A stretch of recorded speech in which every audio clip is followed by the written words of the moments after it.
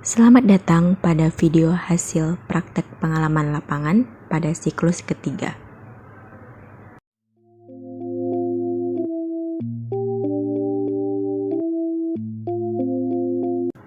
Video ini dibuat untuk memenuhi salah satu ujian akhir semester pada mata kuliah Prinsip dan Pengajaran Asesmen yang Efektif di Sekolah yang diampu oleh Ibu Dr. Muhiyatul Fadilah SSI MPD.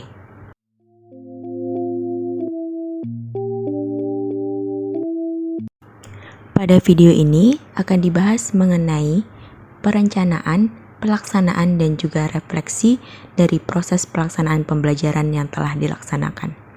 Sebelum dibahas, saya akan memperkenalkan diri terlebih dahulu. Perkenalkan, nama saya Kurnia Wulansari, dapat dipanggil dengan nama Nia. Saya adalah seorang mahasiswi PPG Prajabatan jurusan Biologi di Universitas Negeri Padang sejak bulan Oktober tahun 2022. Di sini saya akan menampilkan sebuah video perencanaan dan pembelajaran serta asesmen yang efektif yang telah dilaksanakan di SMA Negeri 10 Padang, kelas fase E 10-3. Pada saat pelaksanaan pembelajaran, saya menggunakan sistem lesson study. Pada lesson study terdiri atas 3 tahapan, yaitu perencanaan, pelaksanaan, dan juga refleksi. Tahap yang pertama yaitu perencanaan.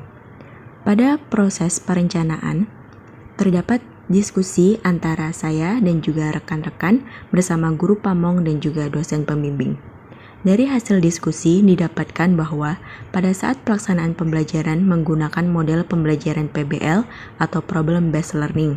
Yang kedua, setiap peserta didik itu akan mengerjakan lembar kerja peserta didik yang nantinya berisikan topik permasalahan. Yang ketiga, peserta didik akan mendapatkan kuis dengan menggunakan media word wall. Yang keempat, yaitu peserta didik akan mengerjakan soal latihan di rumah untuk mengetahui pengetahuan yang sudah didapatkan di kelas. Tahapan perencanaan ini sangat berguna dan berfungsi bagi guru.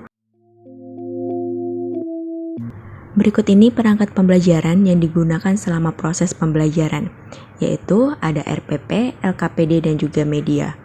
Kode QR tersebut dapat di-scan sehingga nantinya dapat diakses perangkat pembelajaran yang diinginkan. Perangkat pembelajaran ini berguna bagi guru untuk mencapai tujuan pembelajaran yang akan diinginkan.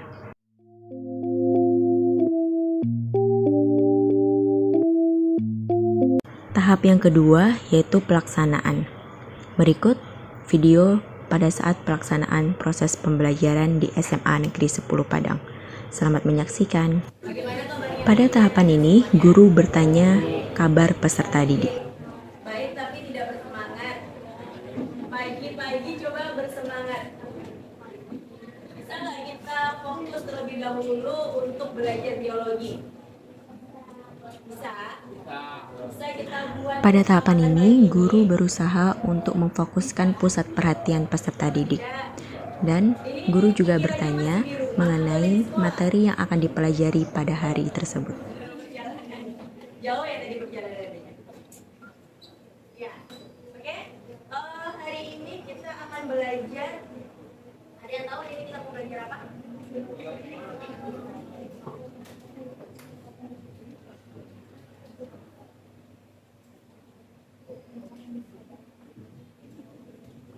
Nah, kita hari ini akan belajar mengenai pemanfaatan bioteknologi modern. Nah, sebelum kita belajar mengenai pemanfaatan bioteknologi modern, kita akan mereview materi yang sudah kita lakukan. Guru mengingatkan kembali kepada peserta didik mengenai materi yang telah dipelajari pada minggu lalu. Nah, kemarin kita sudah belajar mengenai bagaimana proses pembuatan produk mengenai bioteknologi konvensional. Nah, ada yang bisa menyebutkan kembali apa-apa aja dari produk yang sudah kita buat kemarin? Silakan angkat tangan. Mari kita kita sudah buat apa aja ya? Terus Ketika guru mulai bertanya mengenai apa saja produk yang telah dipelajari ataupun yang telah dibuat pada minggu lalu, peserta didik mulai aktif untuk mengutarakan pendapat dan juga menyampaikan hasil produknya. yang belum disebutkan nggak kemarin? Acar. Emang kita buat acar kemarin? Kemarin yang buat tempe nggak? Nggak ya? Oke, sekarang kemarin kita sudah buat berbagai macam produk dari bioteknologi konvensional. Ada yang bisa menyebutkan mikroorganisme apa saja? Misalnya kayak kemarin kita udah buat keju, itu mikroorganisme yang digunakan apa?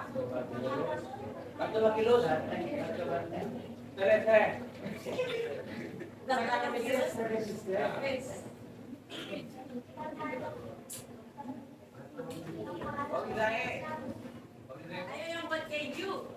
Tadi kamu buat keju kemarin. Ada. Iya benar keju apa isinya?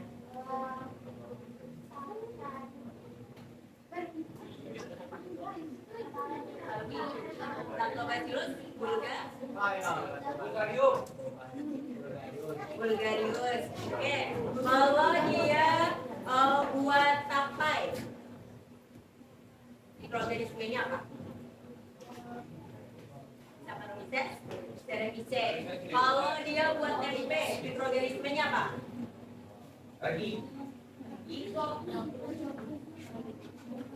Siapa tadi yang bilang ya? Siapa tadi? Siapa tadi yang bilang? Ada yang bisa membenarkan pernyataan temannya? Kalau buat tempe, mikroorganismenya apa? Oryzopus oryzae. Oke, kemarin kan berarti kita sudah buat produknya, udah tahu juga kan mikroorganisme yang kita gunakan. Nah, jadi hari ini kita akan belajar mengenai pemanfaatan bioteknologi modern itu sendiri. Pada tahap ini, guru menyampaikan tujuan pembelajaran yang akan dicapai. Pendidik itu dapat menjelaskan mengenai mikroorganisme. Ingat kita kata kuncinya itu adalah bioteknologi. Ingat konsep dari bioteknologi itu apa?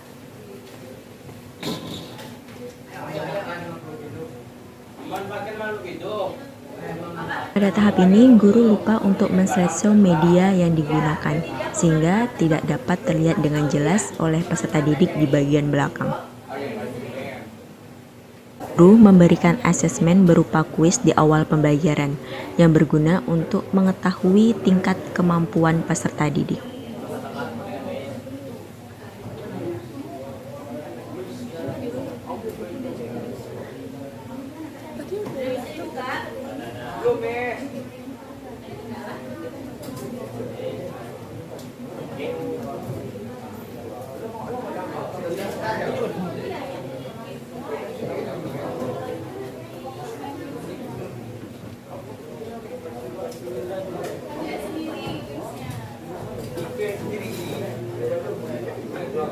Pada tahap ini, guru memeriksa peserta didik apakah mengerjakan kuis ataupun tidak.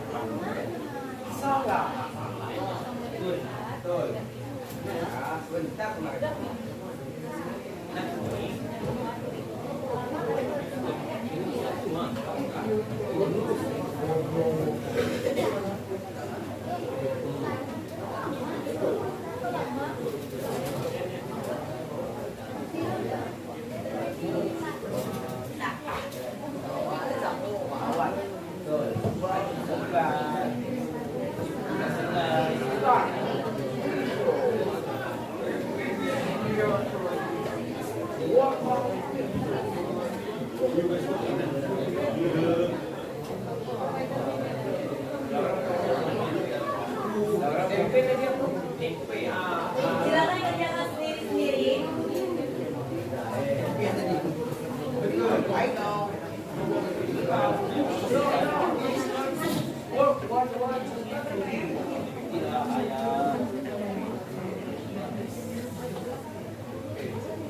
Menurut saya, pemberian kuis dengan menggunakan wordball itu sudah cukup bagus, hanya saja waktu yang diberikan pada saat pengerjaan kuis terlalu lama, sehingga ada peserta didik yang mencontek.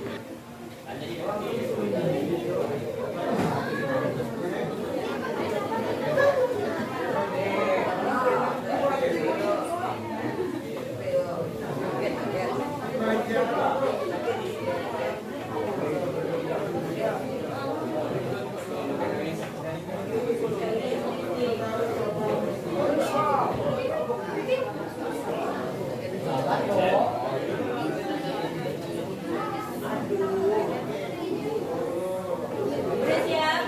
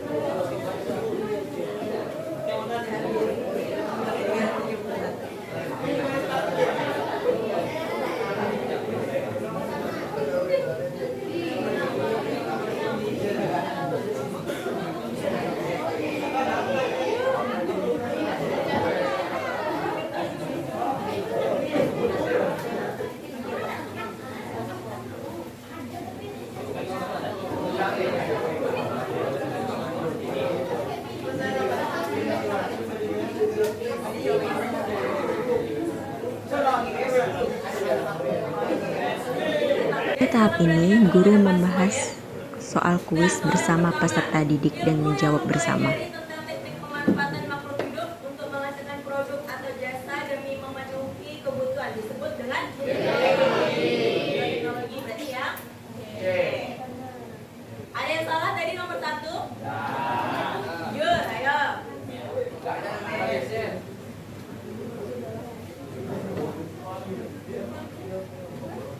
Tadi soal nomor 2.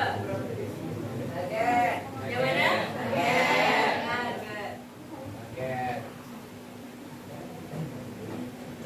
Ada yang salah? Itu soal nomor 2 tadi? Enggak.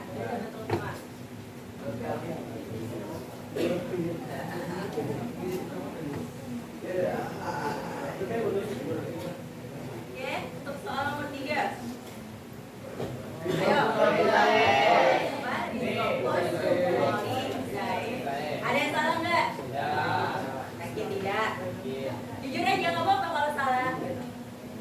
Ada? Nggak ada.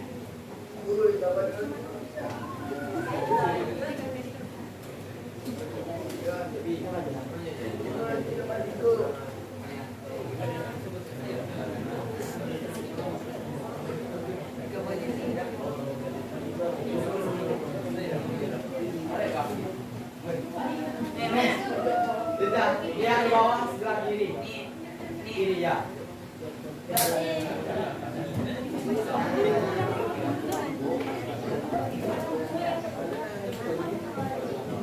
Soal nomor 4.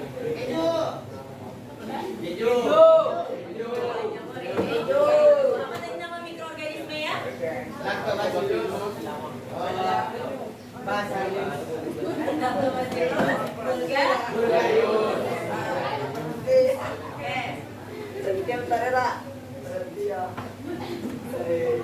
Soal terakhir. Metano. Apa? Metano. Karena udah ada kata di awalnya yaitu metano. Metano kan ada sama dengan kata gas. Pada tahap ini, guru menanyakan kepada peserta didik mengenai soal kuis yang telah diberikan. Dan ada peserta didik yang mengatakan bahwa soal kuis terlalu mudah dan kurang menantang. Guru menginstruksikan peserta didik untuk duduk berkelompok, di mana berdasarkan pemilihan gaya belajar dan karakteristik peserta didik. 1, 2, 3, 4, 5, 6. Bisa 52 menit untuk duduk kelompok. Oke? Bisa didengarkan semuanya? Guru menjelaskan pengisian LKPD. Peserta didik diberikan satu topik permasalahan untuk satu peserta didik. Permasalahan tersebut didapatkan dengan cara men-scan kode QR yang ada di LKPD. Silakan pilih satu orang tuh mengerjakan satu topik. Paham? Nah, dengarkan dulu semuanya. Nanti Di lembar kertasnya, silahkan dibuat namanya yang mengerjakan di bagian atasnya. Jadi biar tahu siapa-siapa aja yang mengerjakan. Kalau misalnya namanya tidak ditulis pada kertas lembar tersebut, berarti nanti Anda semua tidak berperan dalam proses pengerjaannya. Berarti nggak dapat nilai pula. Sampai sini paham? Guru membimbing peserta didik untuk berdiskusi dalam kelompok dan menjawab pertanyaan dari peserta didik yang masih ragu bagaimana dan apa yang harus diisi di LKPD tersebut. Pada tahapan ini, masing-masing kelompok mempresentasikan hasil diskusi yang telah dilakukannya, di mana satu kelompok harus mempresentasikan satu topik permasalahan yang telah dibuat. Sedangkan kelompok lain dapat bertanya ataupun menanggapi atas jawaban yang telah diberikan oleh kelompok penyaji. Di akhir pembelajaran, guru menampilkan media mengenai materi dan memperkuat materi yang dipelajari pada hari tersebut. Guru juga memberikan soal latihan yang dapat dikerjakan oleh peserta didik di rumah. Berdasarkan link soal latihan tersebut, bahwa semua peserta didik mengerjakan soal latihan di rumah. Guru juga memberikan link refleksi pada saat proses pembelajaran yang telah dilaksanakan. Berdasarkan hasil refleksi, didapatkan bahwa peserta didik memahami materi yang telah diajarkan dengan presentasi 84%. Selain itu, proses pembelajaran yang telah dilaksanakan bagi peserta didik menyenangkan. Sedangkan refleksi bagi guru terhadap proses pembelajaran yang telah dilaksanakan sebagai berikut. Di sini saya akan menyampaikan hasil refleksi di proses pembelajaran E3, di mana pada awal pembelajaran itu, waktu itu ada Nia berikan kuis gitu kan Bu, kuisnya berupa word wall pula. Nah, mereka pun waktu itu juga mengerjakan dari kuis tersebut. Tapi waktu di akhir, waktu dibahas soal tersebut, ada peserta didik itu yang mengatakan bahwa soal kuisnya itu terlalu mudah gitu Bu, dan kurang menantang bagi mereka gitu. Tapi ada beberapa peserta didik pula yang mengatakan kalau misalnya kuisnya tuh sudah oke gitu, soal kuisnya gitu Bu. Mungkin untuk kedepannya ada beberapa soal yang agak dipersulit gitu Bu. Jadi emang untuk bisa menantang bagi peserta didik itu sendiri gitu. Terus pada saat proses pembelajaran yang siklus ketiga kemarin sangat terlihat jelas sih Bu perbedaannya antara yang kedua sama yang ketiga. Kenapa Nia katakan seperti itu? Karena pada saat presentasi ataupun diskusinya tuh, kalau pada siklus kedua tuh waktu yang bertanya ataupun yang menanggapi ketika teman presentasi itu tidak semua peserta didik gitu Bu, hanya beberapa orang saja. Karena waktu pada siklus kedua tuh umumnya yang bertanya tuh hanya ketua kelas ataupun dan beberapa peserta didik satu ataupun dua orang saja gitu juga Bu. Tapi pada saat siklus ketiga itu hampir ke seluruh peserta didik khususnya per masing-masing kelompok tuh udah mulai bertanya gitu Bu. Dan mereka pun juga menanggapi bagaimana hasil presentasi dari temannya gitu Bu. Dan waktu proses pembelajaran kemarin, karena kelompok yang Nia bagi itu pada siklus ketiga itu berbeda dengan kelompok pada siklus kedua itu sendiri Bu. Mungkin mereka merasa kalau pada siklus ketiga tuh kelompoknya agak merasa akrab ataupun mereka senang gitu Bu karena dengan kelompok yang baru. Jadi mungkin mereka juga mulai aktif lagi. Nah, pada saat proses pembelajaran kemarin mungkin ada beberapa kendala seperti pada saat pemberian kuis itu kan seharusnya ditampilkan pula ranking dari peserta didiknya di depan kelas itu Bu. Mungkin kemarin itu ada beberapa hal yang kurangnya paham gitu Bu. Jadi pada saat ditampilkan itu tidak tertera nama-namanya juga gitu. Nah, kemudian yang kedua, pada saat di akhir pembelajaran tuh Nia tidak menyimpulkan materi dari kesimpulan yang sudah dipelajari pada pembelajaran itu Bu. Hal itu karena waktu itu waktunya juga sudah mepet, sehingga tidak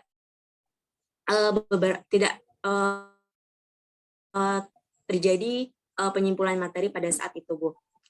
Kemudian kalau pas di akhirnya Nia berikan soal latihan kepada peserta didik pada saat itu, dan umumnya peserta didik itu pada soal latihan yang Nia berikan melalui link Google Form itu mereka mengisi soal latihan tersebut Bu. Baiklah, mungkin itu hasil berdasarkan refleksi yang telah saya lakukan. Berikut refleksi menurut kita asik Ibu Guru dengan Pamong. tanya jawab, tanya aja menyelesaikan masalah. Jadi sibuk dengan ini pendapat si anu. Jadi kayak gitu akhirnya di ujung kita manajemen waktunya kurang jadinya Guru kan. Pamong Nah, juga ini memang memberikan solusi atas soal-soal yang beberapa kendala kita yang telah berikan saya itu alami. mungkin tidak perlu sulit, tapi perlu pemikiran yang lebih panjang. Nah, jadi sulit mungkin enggak, tapi untuk mendapatkan jawabannya kita harus mereka tuh harus berbelok-belok dulu baru dapat jawaban itu. Mungkin seperti itu. Tapi tidak sulit. Jadi rata-rata Selain itu, dosen anak-anak ini pembimbing sudah juga mulai memberikan sangat solusi ketok atas ya, beberapa bagaimana refleksi ataupun membangun kendala yang motivasi telah siswa saya ya, alami. dengan memberikan game, dengan memberikan kuis beraplikasi dan segala macamnya. Nah, tapi ada hal juga yang juga sangat penting, makanya tadi tuh dari siapa tadi itu ya, Nia atau siapa ya, respon siswa tadi tuh dia mau membutuhkan juga dulu materi. Sebenarnya betul.